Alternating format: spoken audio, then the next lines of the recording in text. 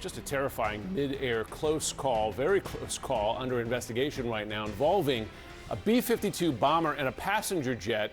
This in the skies over North Dakota. The pilot for SkyWest, which is a Delta regional carrier, says he was forced to make a hard turn to avoid colliding with a massive bomber after being cleared for approach by the control tower. And there's told it was okay. Yeah, there's video of this captured, or at least part of the flight of the B-52 bomber captured by someone in the crowd at the State Fair. It shows it doing a flyover at about the same time as SkyWest Flight 3788 was landing in the city of Minot.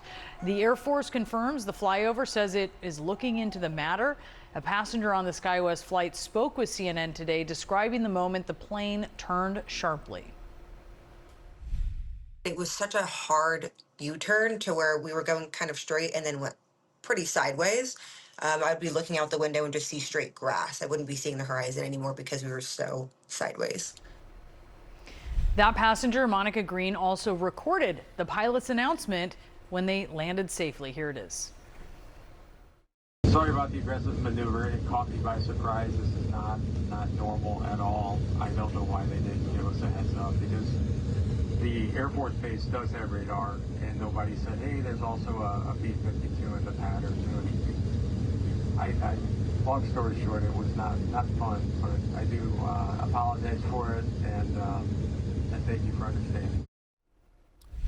Joining us now, CNN transportation analyst, former Inspector General for the Department of Transportation, Mary Schiavo. Mary, always good to have you in these circumstances. And it's interesting listening to that pilot's recording because he actually gives a lot of information, including that the tower gave him no warning about a giant B-52 going quite close, it seems, to a approach on a civilian airport. I mean, does that make any sense to you that you would have a flyover for an air show that close to a passenger airport?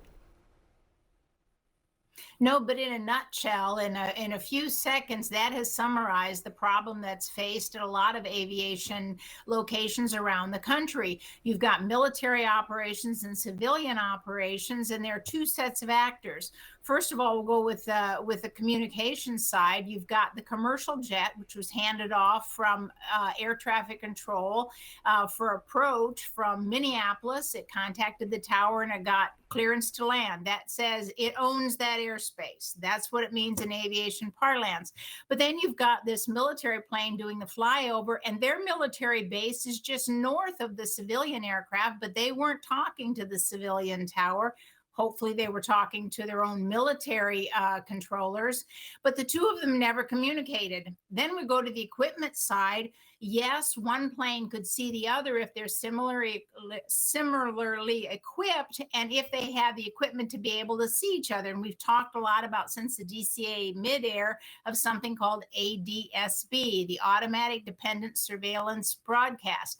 But if both planes don't have it, for example, the military plane may not have had it, and may not have had it turned on. Even if it did, it has different equipment. So then the planes can't communicate either. And this is a problem that has been repeated many times over, not just at the DCA midair.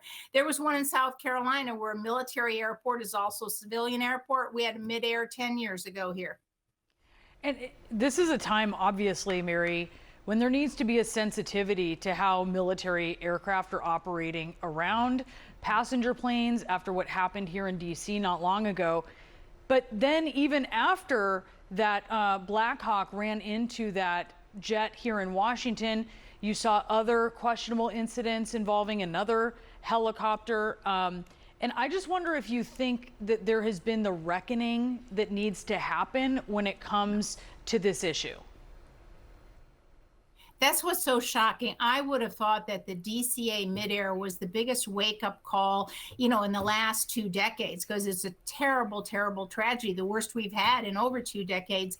But they still don't seem to be coordinating. And I wish the two secretaries, the Transportation and Defense, would lay down the law each to the other.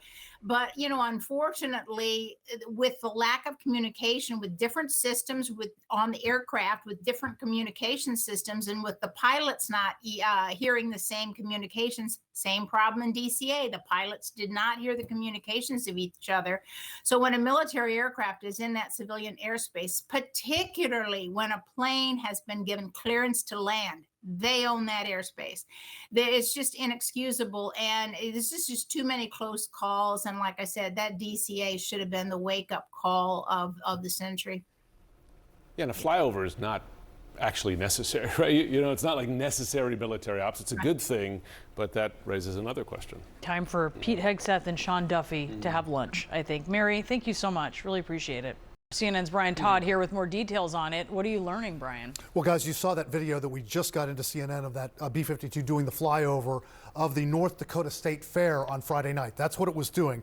And the Air Force just sent us a statement a short time ago, basically admitting to such. Here is the text of the Air Force's statement. We are aware of the recent reporting regarding commercial and Air Force aircraft operating in airspace around Minot International Airport. We are currently looking into the matter.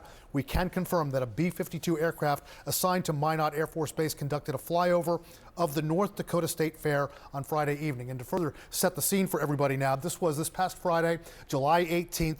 It was SkyWest Flight 3788. That's the commercial jet involved in this, operating as a Delta connection flight between Minneapolis, Minnesota and Minot, North Dakota.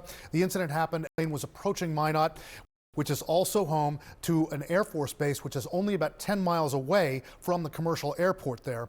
The pilot had to make a hard U-turn. According to the pilot himself, he had to make a hard U-turn to avoid colliding with a B-52 bomber during this incident. The pilot told passengers that the tower asked him to report when he was about 6 miles from the airport. And after being in communication with the air traffic control tower, the pilot said he turned right, and that's when he saw the military aircraft right on the right-hand side of his aircraft, and then the air traffic controller told him to turn left. He said he could tell by the speed of the other aircraft that it was a military plane. And afterward, the pilot, in kind of a chillingly matter-of-fact way, explained what had happened to the passengers and apologized. Sorry about the aggressive maneuver. It caught me by surprise. This is not normal at all. I don't know why they didn't give us a heads up, because the Air Force Base does have radar, and nobody said, hey, there's also a B-52 in the pattern. Long story short, it was not fun, but I do apologize for it, and thank you for understanding. That pilot got a round of applause from people in the cabin right after he said that. Here are some critical things, though, that we do not know at this hour. We do not know how close these two aircraft got to each other. We do not know whether they were actually on a collision course or not, and we do not know what the air traffic controller actually said. And guys, SkyWest Airlines issued us a statement saying that that flight did land safely at Minot. We have to emphasize that, and they are investigating this. I'm thinking, if I'm on that plane, why is a flyover at a state fair by a giant military aircraft allowed to happen close to a passenger airport? I think that is going to be the key question that will be asked and hopefully answered here. But you've got this broader issue, and we've seen this earlier this year in January. You had that collision of the passenger jet with the military helicopter near Reagan National Airport right here. You had a close call a couple of weeks after that, I believe it was a couple of weeks later, with that military jet doing a flyover of Arlington National Cemetery. And now you've got this in Minot. I mean, they clearly have not resolved issues with deconflicting military and commercial passenger planes. And that incident on Friday was a very close call. I wouldn't know about it if the pilot hadn't, with quite a lot of clarity. His handling of it and his demeanor, extraordinary. Yeah. I mean, he's really, I think, a hero. Yeah, his announcement with so much detail. So understated, right? To the passengers. Brian Todd, thank you so much. Really appreciate it.